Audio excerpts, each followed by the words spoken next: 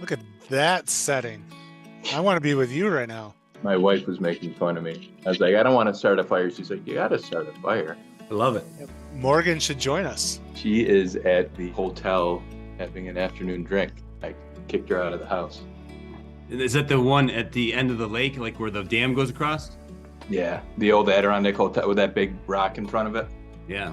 So Mike, I don't know if you know the Long Lake area, but there's a place where the lake gets narrow and it kind of there's one end it's to the north, right, Joe? One end to the south on each side of the bridge on 28? Yeah. That bridge used to be a floating log bridge. I'm not sure how long it went into the time frame of whether it was cars or not, but I know at least horse and carriage went across on a floating bridge for some time before they made the bridge go at an angle up from crossing one side to the other. So I've taken one seaplane ride in my entire life, and it was on Long Lake. It was the same summer. You guys I'm sure you were born, but you were probably babies. There was an earthquake. This is probably in the early 80s, and we were camping. I was on a trip with another family, and we were staying near Long Lake, close to, how far is Blue Mountain? 10 miles. Yeah, so we woke up that morning to rumbling. So that was probably one of my first earthquake memories. Really? Yep. And then we took the seaplane ride at one point during that week. That was pretty awesome. I was probably 8 or 9 years old. That's wild. Joe, we started this podcast, I'm putting in quotation marks, by accident in 2020 in a world that was imperfect. So we have followed that suit up to and including your call last time, which by far, Mike will attest to this, was the biggest disaster we've ever had with technological problems, but we're embracing it. We're going to run with it, and we're glad that you were patient and worked with us to get to where we are today, and we're happy that you've joined us. So because of the fact that we take blessings out of curses, that's at least how I look at things. I got a chance to hear a little bit more about your story from some of the stuff you shared with us the last time. It gave me another opportunity to look at things at a different perspective. So I'm charged up and ready, but I want to start with the story of Mike. If you could kind of share the story of how you came to know about this guy named Joe Gehm. Absolutely. Joe and I have talked about this before, and we're not quite certain the exact moment we met, but I'm going to chalk it up to being on the roof of the Addis building. You were just getting started, the redevelopment of that historic building in downtown Syracuse. And we walk into that building, and it was, with all due respect, it was a disaster at that moment. There was vision, but there was no physical work yet. And then he took me up on the roof. And anytime you're in a building and the property owner says, hey, you want to go on the roof? You're like, absolutely. Because you get to your point, Pete, you get a perspective, or a different perspective. We get out of this building that's ripped apart, and the roof was new, if I remember correctly. Yep. And Joe had just kind of shared his vision of what they were going to create, and that was market rate apartments at the time. I think that's where they ended up. And the roof was in great shape, but I remember laughing because I think he and Michael, his partner, Dunick, probably spent more time bending over and picking up nails that the roofers left behind. We'd be chatting, and next thing you know, he's bent down and he's grabbing another nail before this brand new, beautiful roof got punctured unintentionally. But that's really when I met Joe and could see that he had the vision to be a developer. You got to have vision first and foremost, and then you got to have patience, and you got to have some equity partners. And I say that with a grin, but he certainly has the vision, and what you've done since just solidifies my immediate reaction was, he's got it. He's got the vision. So I'm going to stick with that as our story of when we met. I was a real estate broker at the time. So with that all said, Joe, Pete and I, we welcome you to Making the City Smaller. And we're excited to hear your story. Awesome. Thank you both for having me. If you could just give me a quick kind of essentially of who you are, where you came from, and what you do in the way of a career, if that makes sense. Sure. Absolutely. So Joe Gehm, I'm the founder of LAHINCH Group Real Estate and Development. Born and raised in Syracuse, New York. We currently focus on mixed-use redevelopment, historic rehab buildings in the Syracuse, Rochester, Utica market, and soon to be up in Tupper Lake, hence why I'm up in the Adirondacks right now. I had some meetings up in Tupper today. I have a true passion for historic preservation, telling the stories of the buildings that we rehab, and really communicating that past and the presence of folks living and working in these buildings. It's pretty fun. One of our last conversations, you talked about growing up in Eastwood, which I just think Eastwood's one of the coolest neighborhoods. When I moved to Syracuse 20 something years ago, that's where I found myself. Eastwood was a great area to grow up in. I grew up on Shotwell Park. It's got the center median. We'd play football and baseball out there. My mom's family is from Syracuse originally, big Italian family. She's 100% Italian. And then you got my father's family, who's originally from Binghamton area, Whitney Point. So growing up in Syracuse, and still today, I'm fortunate enough, my mother's mother, my grandmother, is still alive. She's 92.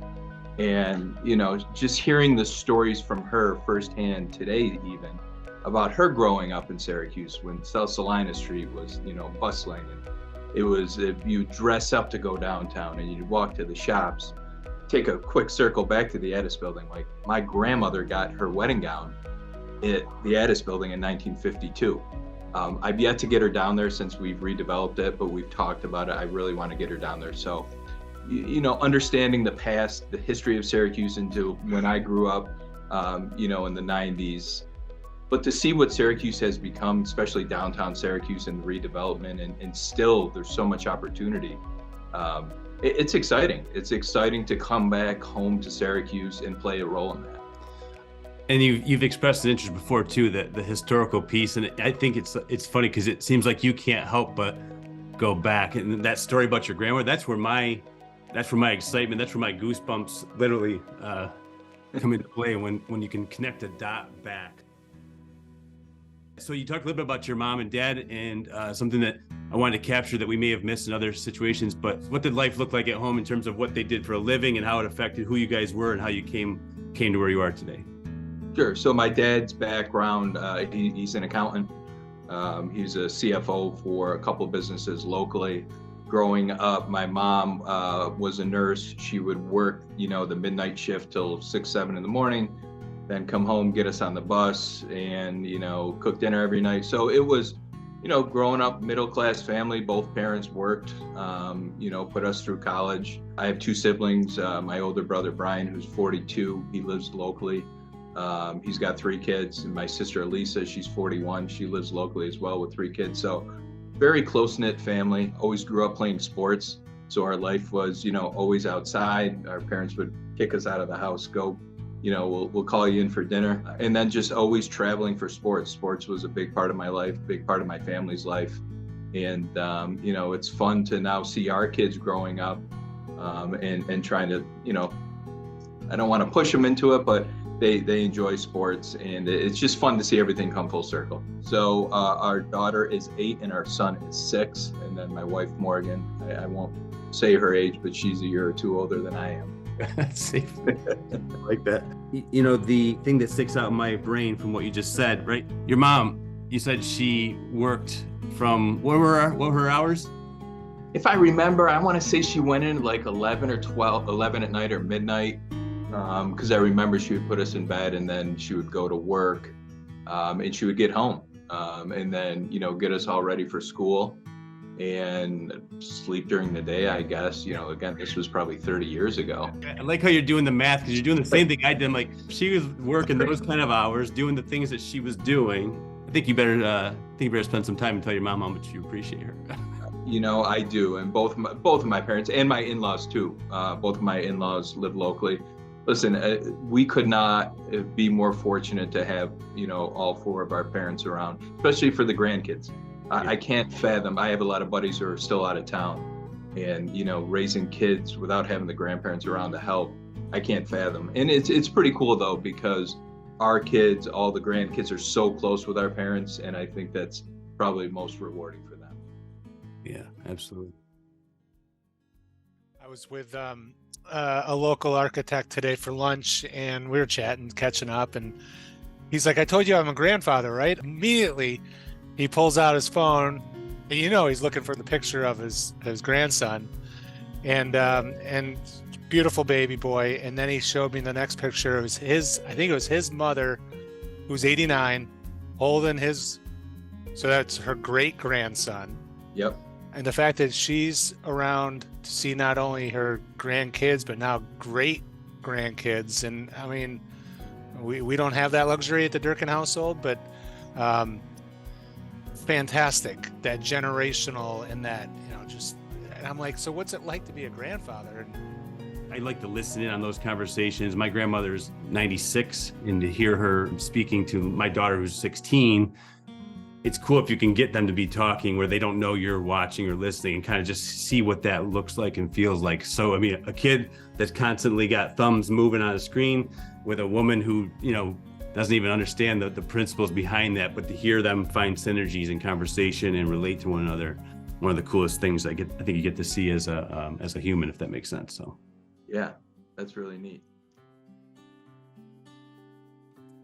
Mike and I had this idea, Joe, about doing something in the bucket of a historical podcast episode. We wanted to dig back into just kind of like what you were saying earlier about going backwards in time to look at the business community, find a building, find a business, talk about where it started, where it had come, and then maybe profile some different guests that had businesses in that building, so on and so forth. Mike said to me, I got the perfect guy. He sent an email to you. Your response back was, hey, we saw an episode, or I saw an episode with Troy Evans, who's another real estate guy. I really loved the episode. So fast forward, you and I grab a cup of coffee at Freedom of Espresso.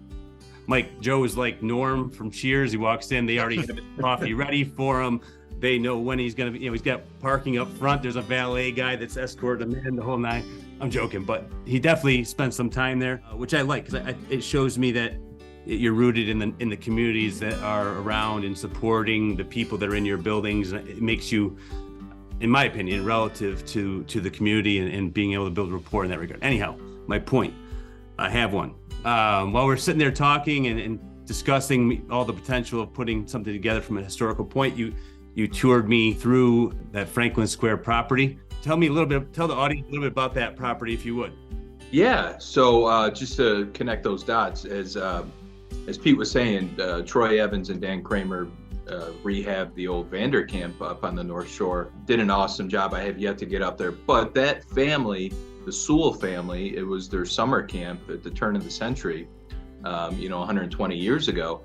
And they own Merrill Sewell Products, which, Mike, as you know, the building that we did in Franklin Square, Pete and I are sitting outside at Freedom of Espresso, and I'm pointing to him, saying that's the same building that the Sewell family, owned 100 and something years ago. And it was just this full circle, the city being so small.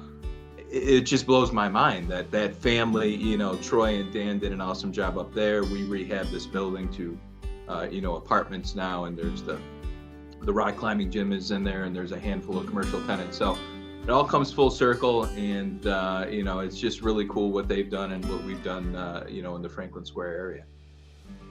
Love your modesty, Joe. Mike, the climbing facility, I think you've seen it. Amazing place. What I think is interesting about this conversation is a lot of times you ask somebody, how'd you get into an industry, right? There's the there's a cookie cutter route. I went to school. I pursued this one degree. It put me on a path, or I met somebody that changed that path. Will you explain how rock climbing led to your path to real estate? So I graduated Lemoyne with an accounting degree. I was in public accounting for a little while here in Syracuse with Danable and McKee. And then I went down to Houston to visit my uncle on vacation. And, he's like, listen, I really want you to take an interview while you're here. And I'm like, Patrick, I don't have any clothes for an interview. He's like, I got a client downtown Houston, borrow my suit. I got it all set up. So I go down there and literally just walked into this, did some research on the company. It was Huron Consulting Group. It was a spinoff of Arthur Andersen in the mid to late 2000s. And long and short is I got a job offer while I was visiting him, and came back home, and I'm like, you know what? I've never left Syracuse for an extended period of time. Packed my car and drove to Houston, Texas, and it was the best decision of my life. Spent the next 3+ years literally living out of my suitcase, traveling the country for work, and then the world for leisure. I was 23, 24 years old. And at that time, my brother had just gotten married to his wife, Carrie. And I told him, I was like, listen, when you guys have your first child, I'll make a promise, I'll move back home. They got pregnant. I was living in DC, working for the same company. And I was like, you know what? Time to stop this travel thing. I'm going to move back home. Moved back home, and I immediately, after like 6 months, I'm like, Jesus, you know, I'm living in all these big cities and I'm back in Syracuse, and I just was, I wasn't happy. I really wanted to get out. But at the time I was back home, my sister-in-law, Carrie's like, listen, I got a girl I want you to meet. You know, you might remember her, this crazy redhead, Morgan Hartley from Eastwood. And I was like, Morgan Hartley? I remember that name. She's like, she used to play hoops with your brother, Brian, at EYP at Blessed Sacrament Church on Saturday morning. So literally when I was 5 or 6 years old, my father coached now my wife, Morgan, Saturday morning hoops with my brother, Brian. So full circle, her and I started dating, and, you know, we hit it off. I'll never forget this. We were on a date one night down at Gentili's. You remember Gentili's, Kevin Gentili's original place on Burnett? Best restaurant around. That was our spot. So come home, and I was like, Morgan, I've always wanted to start my own business. And we're throwing ideas against the wall. We're sitting in the car for an hour. And this idea of some fitness center came about. I think a couple weeks later, I was talking to my Uncle Joe. Uncle Joe used to run all the fitness and recreational facilities for Syracuse University. And he's like, listen, cool idea, but whatever you do, maybe you put a rock climbing wall in that gym. And I'm like, rock climbing? Knew nothing about rock climbing.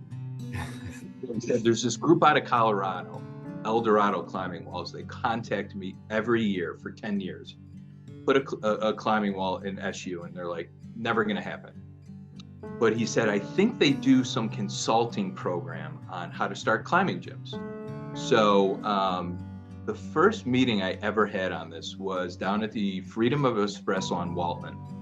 And it was with Rob Simpson, who had just moved back from DC too, I believe, and Ben Walsh. Ben was the head of neighborhood and business development. I'm like, guys, I have this idea, but I know nothing about it. What do I do? And Rob immediately was like, I'm a rock climber. Awesome idea. I think you should pursue this. And that was the start of my journey. I ended up flying out to Colorado with Morgan as my girlfriend, proposed to her, and we met this company. And the vice president or the president of the company he went to SU, and we hit it off. And he's like, this is the Northeast untapped market, Syracuse, New York. And I was like, something went off in my head. I got to figure out how to do this. This is my way to start a business. And it was a 7-year journey. And so Pete, how I got into real estate was wrote my business plan, quit my job, tried to fundraise for a year, met, I think 100 investors throughout Syracuse. Not one person gave me $1. And I just was so persistent, but I was looking at all these properties, and I toured every vacant building in central New York. And then that got me into an investment opportunity with our first project. Luke Esposito brought me into 538 Erie Boulevard West.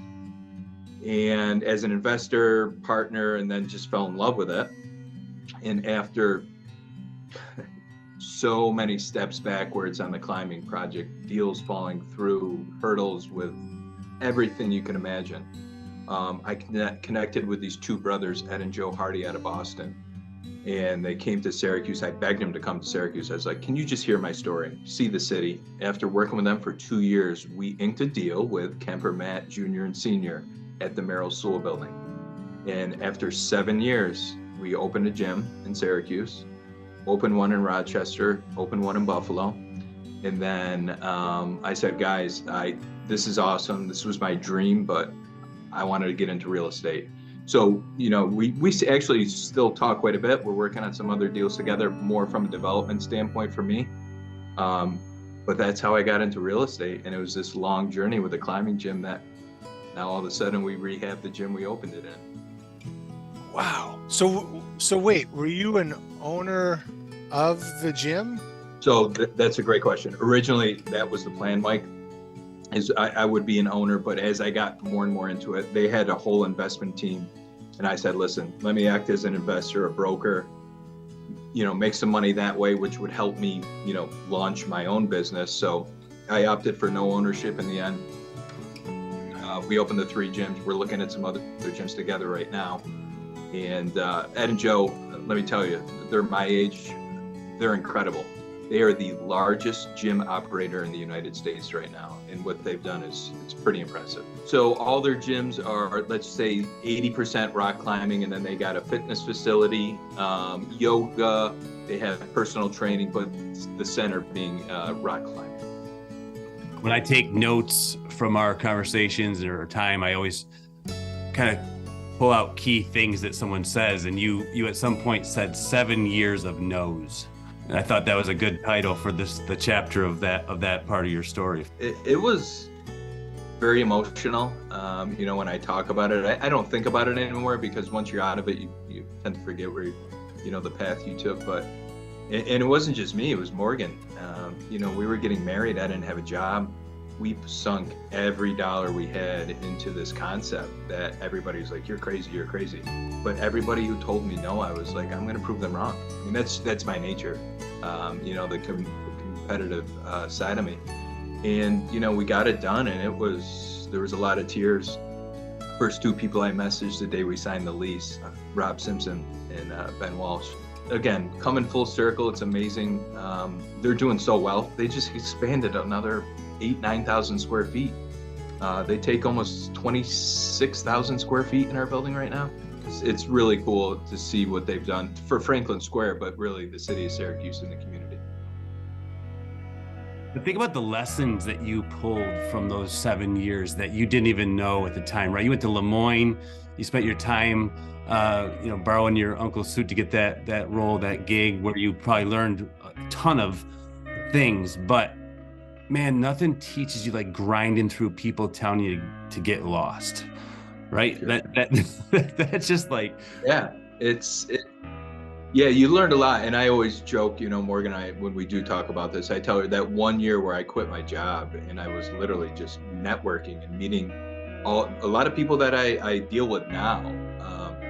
That 1 year to me was me getting my MBA and, every other, acronym you want beside your name. And I learned so much. And I learned, really, for me, it was who's who, like who are the players in Central New York, who gets things done?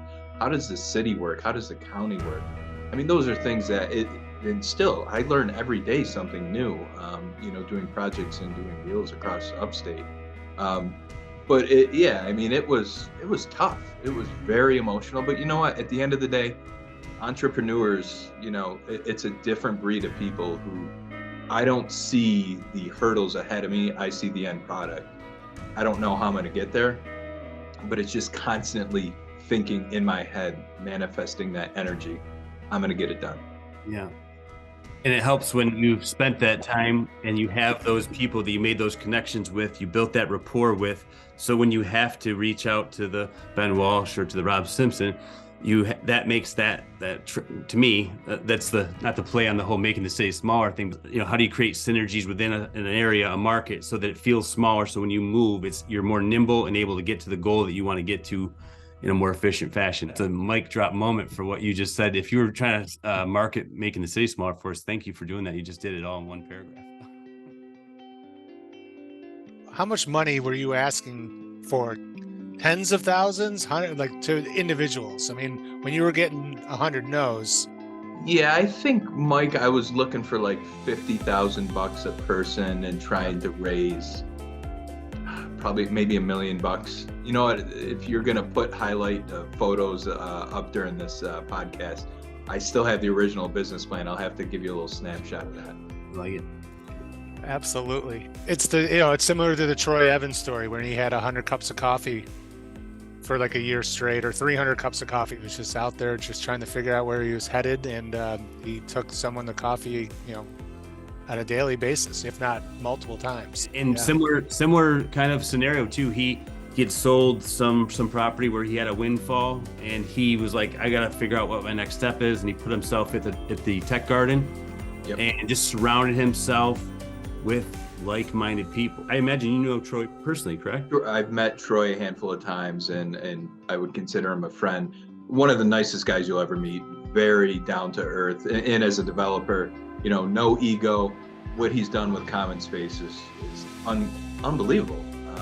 From a financial end, and I don't know his financials, but when you talk to banks and other people who look at the co-working concept and see what Troy's done and what he's able to achieve for his office space, it's awesome. And for the downtown market to have him, I think we're all fortunate that Troy Evans is investing in Central New York.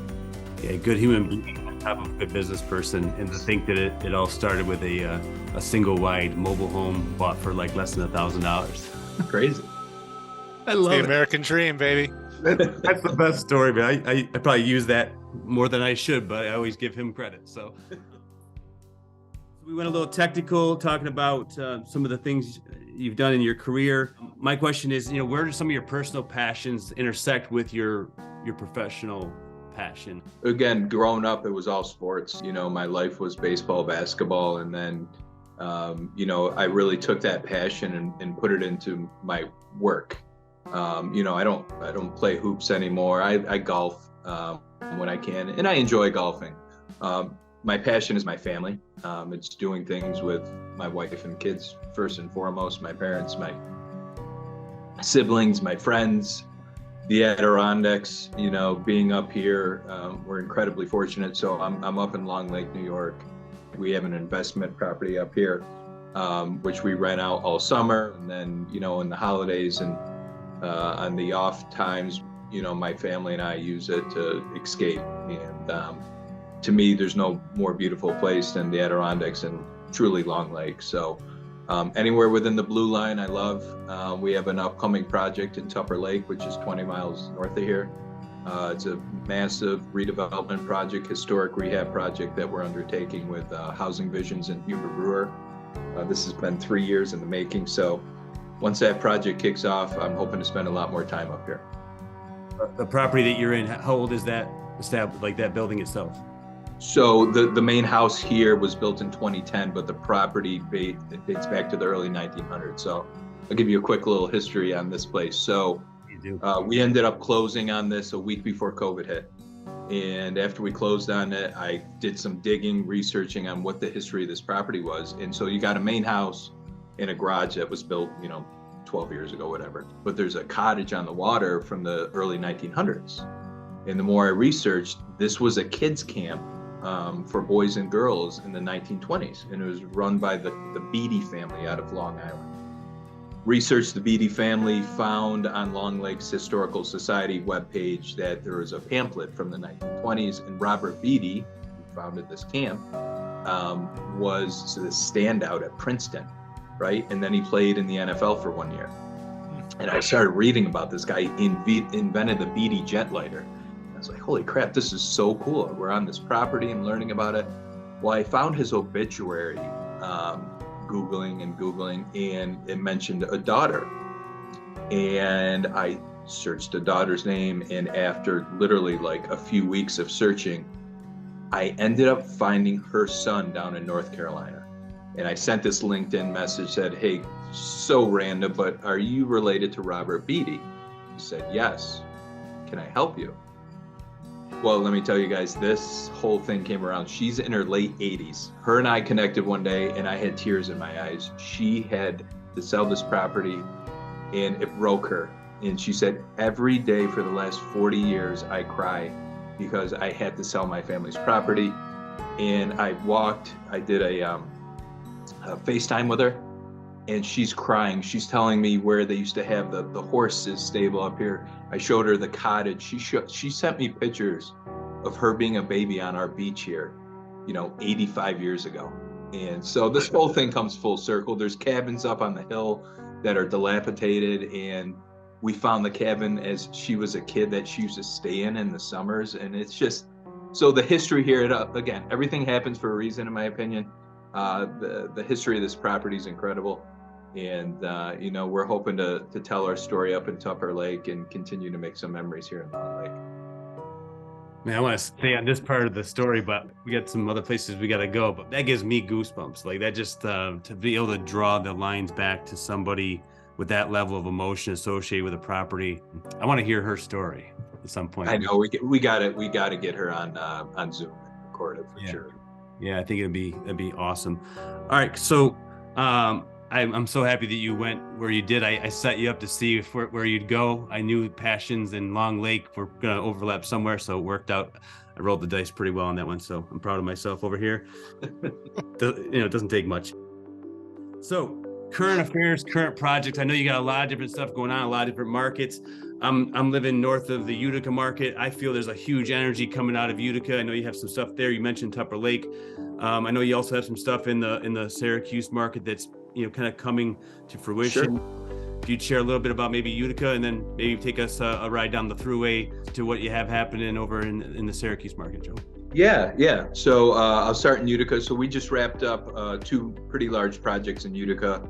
The Utica Travelers building, it's right as you come over the bridge on Genesee Street. We did 32 apartments there. Barton and LaJudas opened an office with us, and then the Utica Observer Dispatch has an office in our building. So that building's pretty much full. Our second project there, the Utica Steam Cotton Factory, 600 State Street.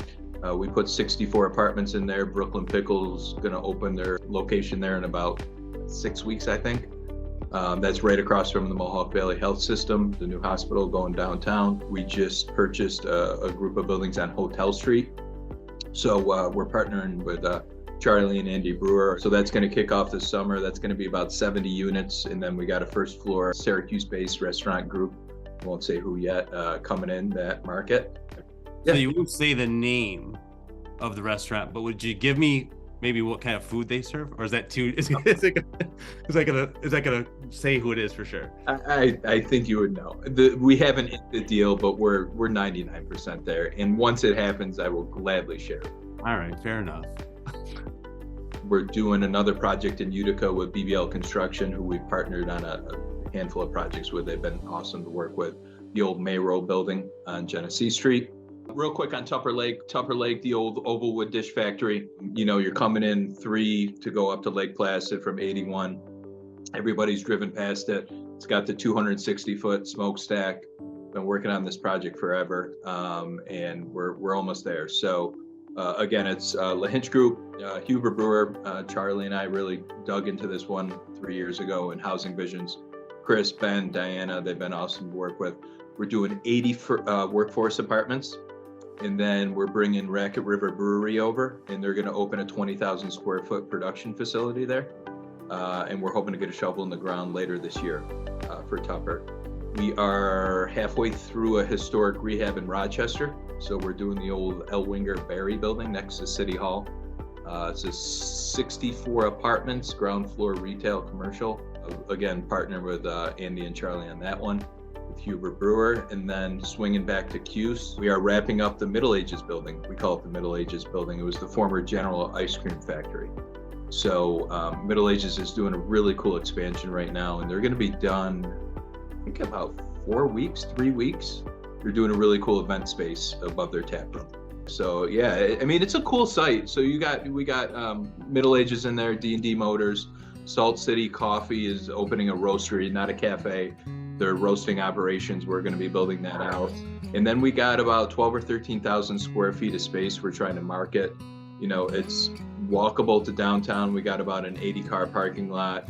That neighborhood, Leavenworth, it's awesome. The Dietz, Matt Paulus and Huber Brewer did an awesome job at the Dietz. We did 538 Erie.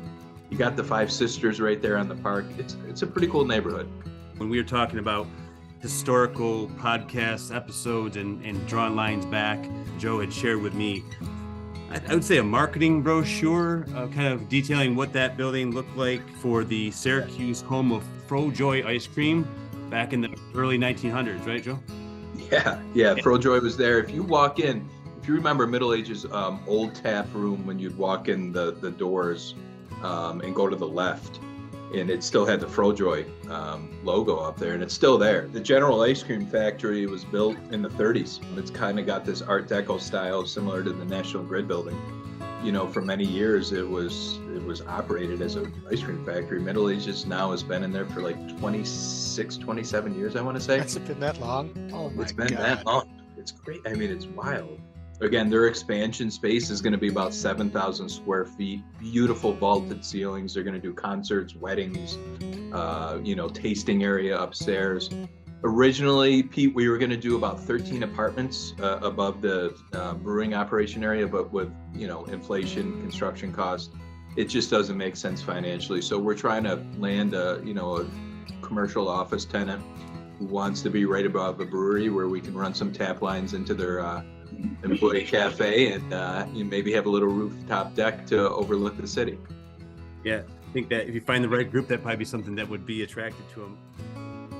Some of the reading I did on it, and this is, again, I am a history nerd. I'm not afraid to say it. So in later years, I know Seal Test was a company that was big associated with ice cream in the Syracuse market. They were housed in the facility, and they were kind of the governing body to make sure that the ice cream was safe for consumption, that they were looking at it and testing it. And I just thought that it was kind of funny that, the company that's producing ice cream is literally handing it off to the company that's housed in their corporate facility to make sure it's up to standard. They had a guy that was there or an employee that was there all the time associated with that. And I just thought it was maybe a little bit of an underhand pitch. Wouldn't you like that job that you have to test all this? I mean, between that and then maybe you got to go test all the beer from Middle Ages to make sure it's drinkable. Sign me up. There you go. Mike Jerkins' retirement job. I love it. Seems like there's a pretty cool community there, not only from a residential and like a real communal feel with redevelopment in the park. The park is beautiful, but also I think there's like you've done some other buildings in that space. If I was a chess player and if I was a real estate guy, I probably could draw some lines that say you're kind of creating a pretty strategic playing field or board for yourself, if that makes sense. Yeah, I mean, absolutely. So the CG Meeker building is 100 feet away from Middle Ages. So yeah, I mean, I think that neighborhood has so much potential. Between Dietz, our building, there's probably 140 apartments right there, and then some of the houses that have been fixed up on Park Ave there. The Park Ave Association is fantastic. I mean, they're always out in the park planting flowers, decorating around the holidays. So there's a lot of opportunity there, and I just think it's a unique piece of property with the Middle Ages building. So I'm a self-storage guy, right? I gotta be honest. That's kind of where my eyes kind of go to wherever I see doors. When I'm driving down the road, my kids and my wife will make fun of me because I'm, calling out storage facilities as we travel. That's one of the exciting things that you have to do when you're riding with me. So I couldn't help but notice at some point the B&C Storage, who I feel really passionate about, Bruce and his team are amazing. I see that their signage is there.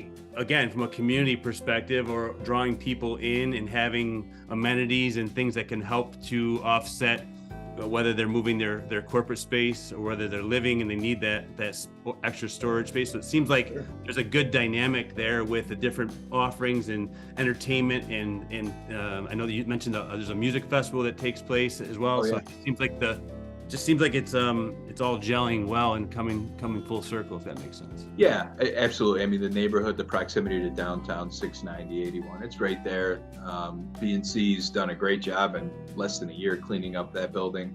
I think for the right tenant, the right opportunity, we'll land somebody for our vacant space. And again, it's going to whoever comes in there's going to make a great impact on the neighborhood. Yeah, no doubt.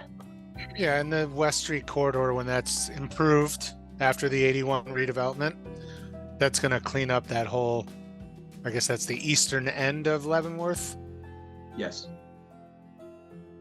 So, Joe, you've done an amazing job of going backwards. We heard a lot of really cool details about what led you to be the person that sits in front of us. It explains a lot. We like and love who you are as a person from what we've seen of you and now it all kind of comes full circle. We understand the background, your family dynamic. You've got some crazy uncles that are willing to do some really out of the box type of things to get you moving, and hopefully you can do the same to the future generations of your family. So thank you for sharing all the past and the present. But my favorite question always for people and guys and gals like yourself is, what's next? That's a great question. What is next for me? I want to continue to grow. I'm trying to build a foundation for LAHINCH Group to allow me to focus more on development. So we do brokerage, property management. We have a small team, but I'm trying to build that foundation, which my team will help me grow from the day to day. I feel like my value for my partners and, you know, all these projects we're in is finding these buildings, putting together deals. That's the fun part for me.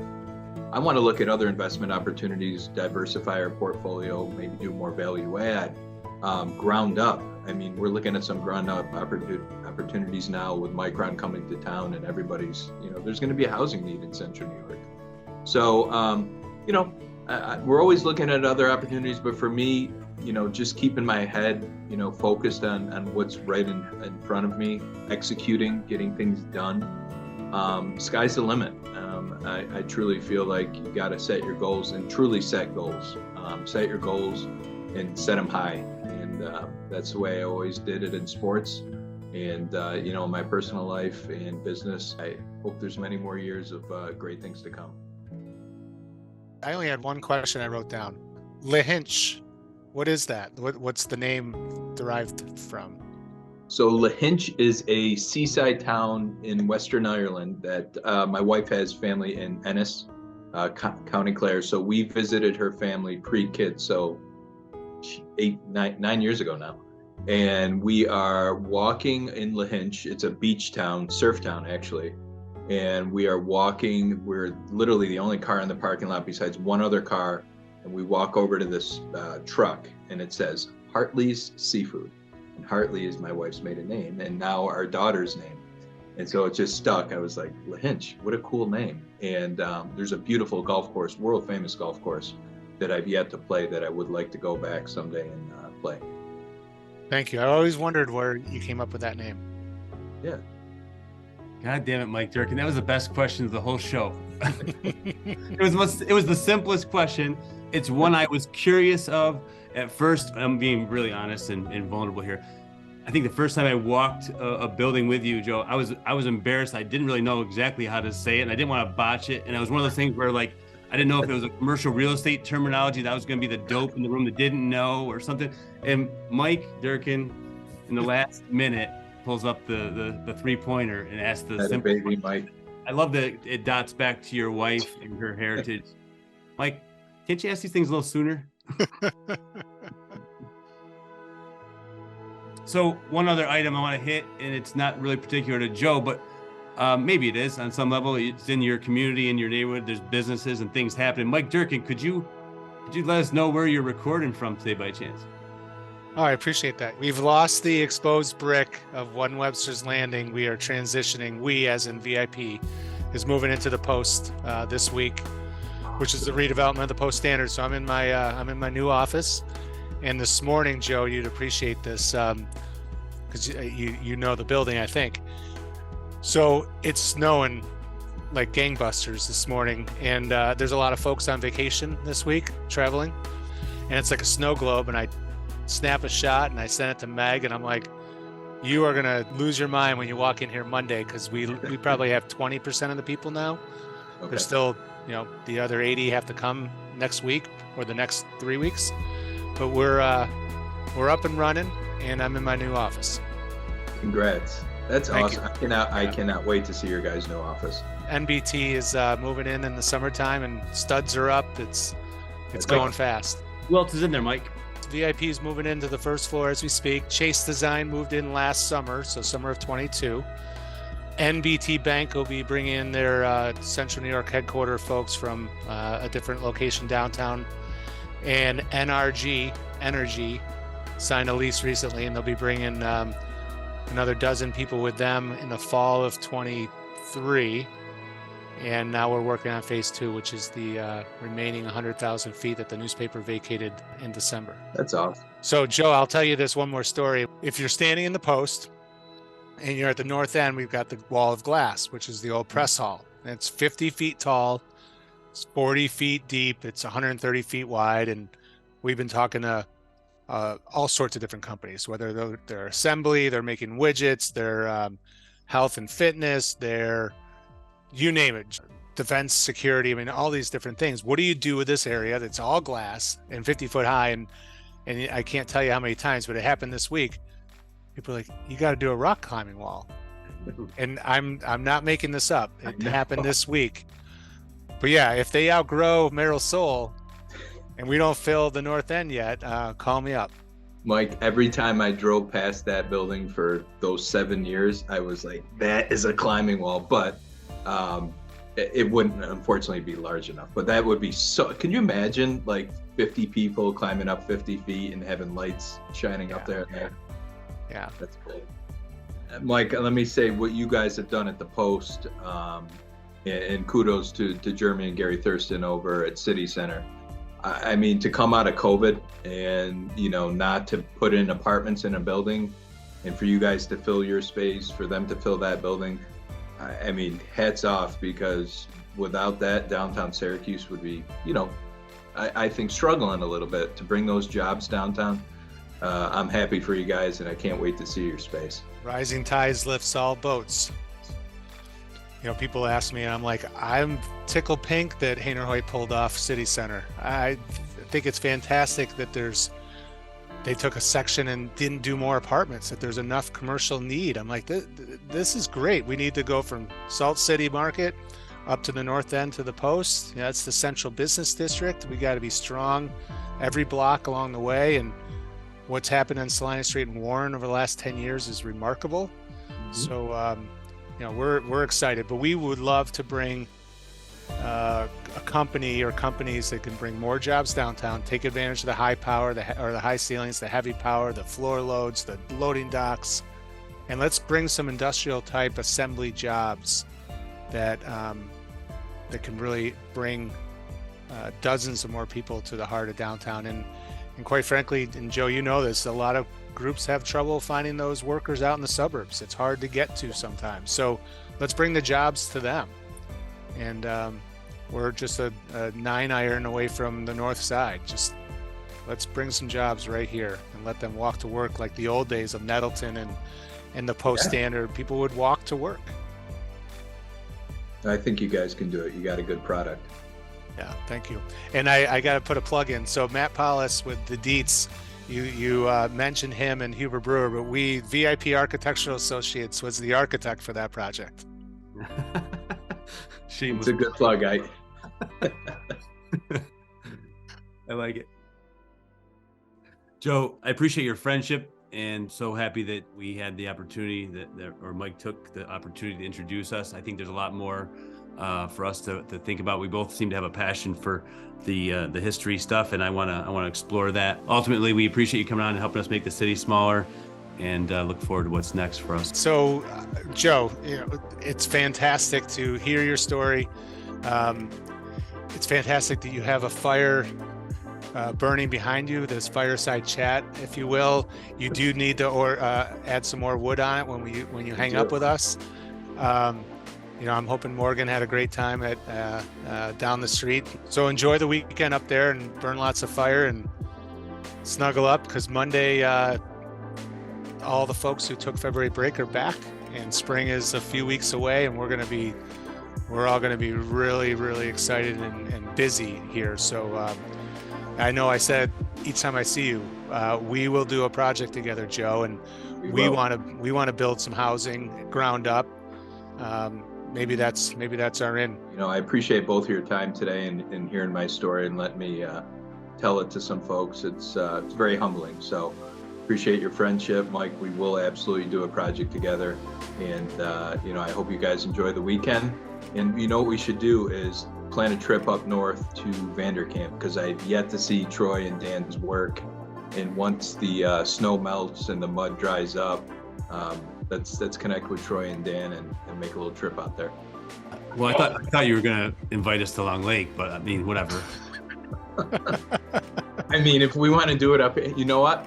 Once Tupper Lake kicks off, we'll do a Long Lake weekend, and I would love to get you guys through OWD before we start. Yeah, I would love that. I'm excited. I've been holding off on any other editing, knowing that I had this coming, and I'm excited. This is where my passion kicks in. So I can't wait to put this together to help bring value to what you're doing. Thank you both. All right. Awesome. Have a good weekend. Have a good weekend, guys. Thank you.